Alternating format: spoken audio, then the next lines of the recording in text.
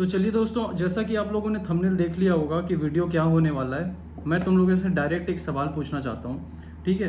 तो क्या तुम लोग तुम्हारी स्ट्रेटजी पे कितने ट्रेड लेते हो? 10 ट्रेड, 20 ट्रेड, 50 ट्रेड या 100 ट्रेड? अगर तुम्हारा जवाब 100 के अंदर है, यानी कि तुम सिर्फ 50 ट्रेड लिए हो या फिर 100 ट्रेड लिए हो, तो अभी भी तुमको उस स्ट्रेटजी को डेवलप करना बाकी है और उससे ज़्यादा तुमको अपना माइंडसेट डेवलप करना बाकी है।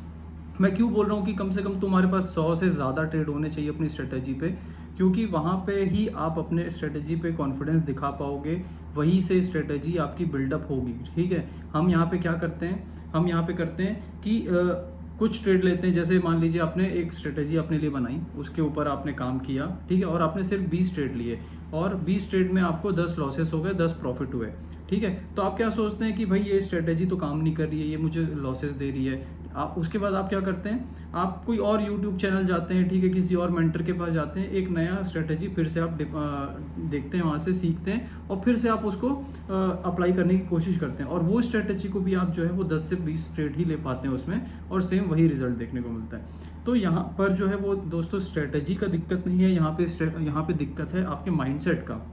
आप अपने स्ट्रेटजी पे फिक्स नहीं रह पा रहे हैं, ठीक है। और इसी का आज हम देखेंगे, इसका ब्रेकडाउन करेंगे, इसके सॉल्यूशंस देखेंगे कि क्या यहाँ पे हम सॉल्यूशन निकाल सकते हैं, कैसे इसको अप्रोच करना है, ठीक है। तो चलिए शुरू करते हैं। तो सबसे पहले मैं आप लोगों को एक स्टोरी सुनाना चाहता हूँ, ठीक है। स्टोरी में क्या है, स्टोरी ऐसा है कि एक व्यक्ति रहता है, उसको पता चलता है कि एक सर्टेन ज़मीन पे बहुत सारा सोना मिल सकता है आने वाले समय में।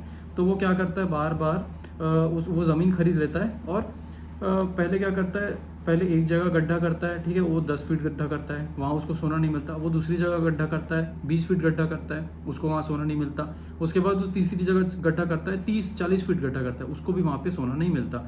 वो फ्रस्ट्रेट हो जाता है और फिर वो अपनी ज़मीन बेच देता है, ठीक है। उसके बाद जो अगला व्यक्ति होता है जिसने वो ज़मीन खरीदी होती है, वो जहाँ पे लास्ट गड्ढा हुआ था 30 फीट का, वहीं पे फर्दर वो 130 फीट गड्ढा करता है और वहाँ पे उसको सोना मिल जाता है। तो यहाँ से क्या सीखने को मिला, यहाँ से ये चीज़ सीखने को मिली कि आप अगर बार बार अलग अलग जगह पे ट्राई करते रहेंगे तो आपको सक्सेस जो है वो नहीं मिलेगा, ठीक है। वैसे ही ट्रेडिंग में भी होता है, अगर आप एक ही स्ट्रेटजी को फिक्स रहें, एक ही स्ट्रेटजी पे और मल्टीपल ट्रेड वहाँ पे लेते रहें, तो आने वाले समय में वो ऑटोमेटिकली आपको प्रॉफिटेबल एक स्ट्रेटजी बन जाएगी आपकी, ठीक है। तो बिल्कुल ऐसा ही होता है, आप अगर कोई सेटअप फॉलो कर रहे हैं तो, ठीक है। तो होपफुली आपको ये कहानी समझ आएगा। और यहाँ पे एक ट्रेडिंग लूप भी देखने को मिलता है। नए ट्रेडर क्या करते हैं, सेम जैसे कि मैंने कहा था पहले, वो एक स्ट्रेटजी ढूंढते हैं, उस पर कुछ ट्रेड लेते हैं, 20 से 30 ट्रेड लेते हैं, उनको लॉसेस होने लगते हैं, फिर वो नई स्ट्रेटजी के पास जाते हैं, फिर वो सेम काम करते हैं, ठीक है। तो उससे क्या होता है, वो एक लूप में फंस जाते हैं, ठीक है। और ये लूप कैसा होता है, ये लूप होता है कि भाई ये स्ट्रेटजी काम नहीं करी, मैं कुछ नया सीख लेता हूँ, फिर ये स्ट्रेटजी काम नहीं करी, मैं कुछ और नया सीख लेता हूँ। तो ऐसे ऐसे करते हुए ना आप कुछ नया सीखते सीखते आप कुछ पैसा दे रहे होते हैं मार्केट को, ठीक है। पहले स्ट्रेटजी में आपको मान लीजिए 10,000 का लॉस हो गया, आपने सोचा कि काम नहीं करी, दूसरी स्ट्रेटजी चलते हैं, दूसरी स्ट्रेटजी में भी आपको 10,000 का लॉस हो गया।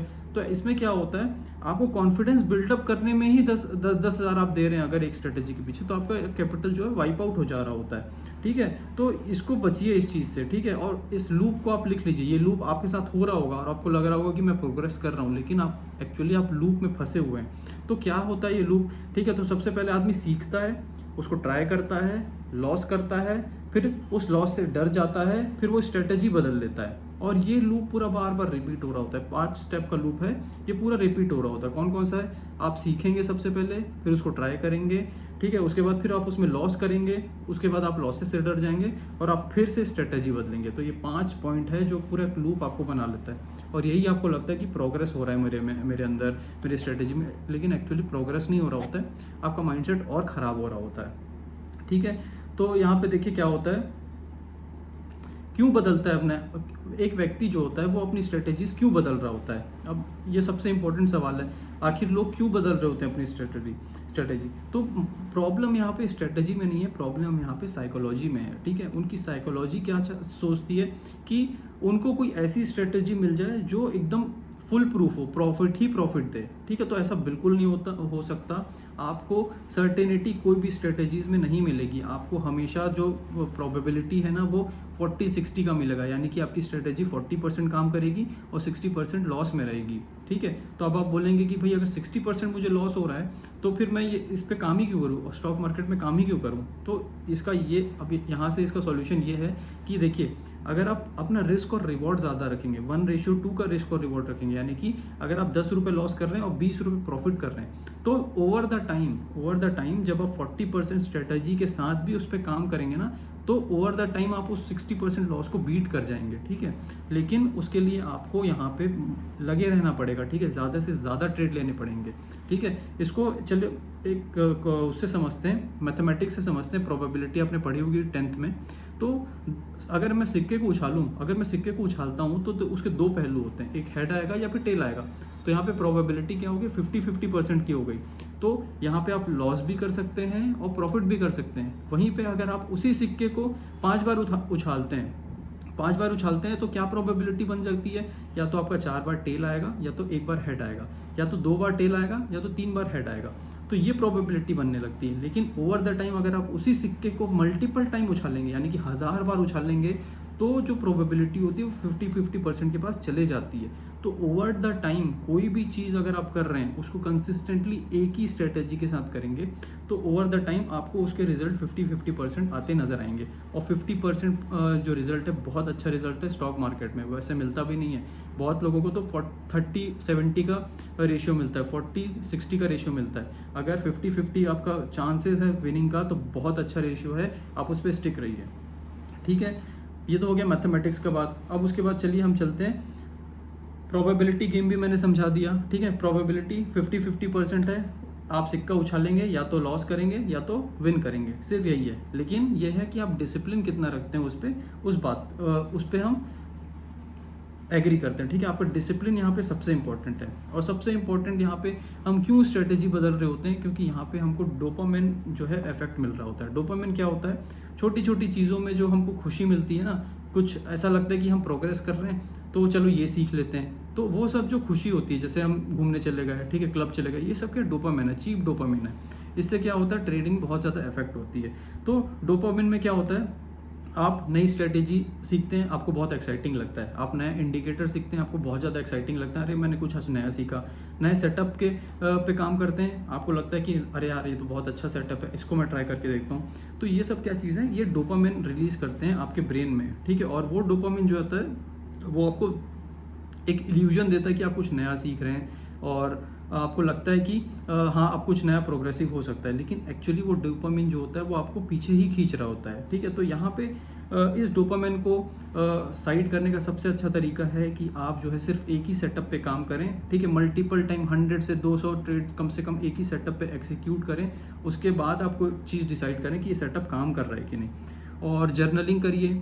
ठीक है, जर्नलिंग करिए अपने ट्रेड्स का। ठीक है, तो आपको पता रहेगा कि आप कौन सी गलती कर रहे हैं, आप कहाँ पे गलती कर रहे हैं, आपका इमोशन गलती कर रहा है या फिर आपका सेटअप गलती कर रहा है, एंट्री गलती कर रहे हैं या फिर एग्जिट गलती कर रहे हैं। तो इस तरह की चीज़ें जो है आप इस पर कर सकते हैं। ठीक है, और देखिए एमेचर और प्रोफेशनल जो ट्रेडर होते हैं वो यही चीज़ इनको डिफरेंशिएट करता है। एक प्रोफेशनल ट्रेडर का जो माइंडसेट होता है ना, वो मार्केट को प्रूव करने में नहीं लगता, वो सिर्फ अपने आप को प्रूव करना चाहता है, और जो मार्केट उसको दिखा रहा है ना स्क्रीन पे, सिर्फ वो उसी पे भरोसा करता है। ठीक है, अपने डिसिप्लिन पे भरोसा करेगा, अपने सेटअप पे भरोसा करेगा, और जो भी अगर वो उससे गलती हुआ है तो उसको स्टॉप लॉस को भी वो लेगा। ठीक है, ये प्रोफेशनल ट्रेडर का एक माइंडसेट होता है। आप एक्साइटमेंट में ट्रेड लेंगे तो बहुत ज़्यादा दिक्कत होगी, आप कभी भी प्रॉफिटेबल नहीं बन पाएंगे। ठीक है, तो यहाँ पे कम से कम अब लास्ट में आपको बोलूँगा, आपका जो भी सेटअप है, कोई भी तरह का सेटअप, ठीक है, कुछ भी सेटअप आपका हो सकता है आपके लिए परफेक्ट, उसमें कम से कम 100 ट्रेड लेने की कोशिश करें। एक रिस्क मॉडल अप्लाई, ठीक है, या जो रिस्क मॉडल होता है उसको अपनाएं।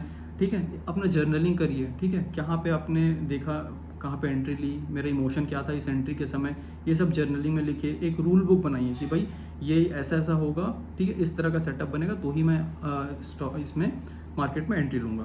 तो कम से कम 100 ट्रेड लेने की कोशिश करिए एक ही सेटअप पे, और ये आपका होमवर्क होगा। अगर आप ट्रेडिंग कर रहे हैं और सीरियसली ट्रेड करना चाहते हैं तो एक सेटअप पे काम करिए और कम से कम 100 डेज ट्रेड करके देखिए। ठीक है, यानी कि 3 महीना आप उसमें ट्रेड करके देखें, और गारंटी है आपको रिजल्ट देखने को मिलेगा। आप वापस से कमेंट सेक्शन में आएंगे और बोलेंगे कि हाँ मैंने ये काम किया और ये बिल्कुल काम किया।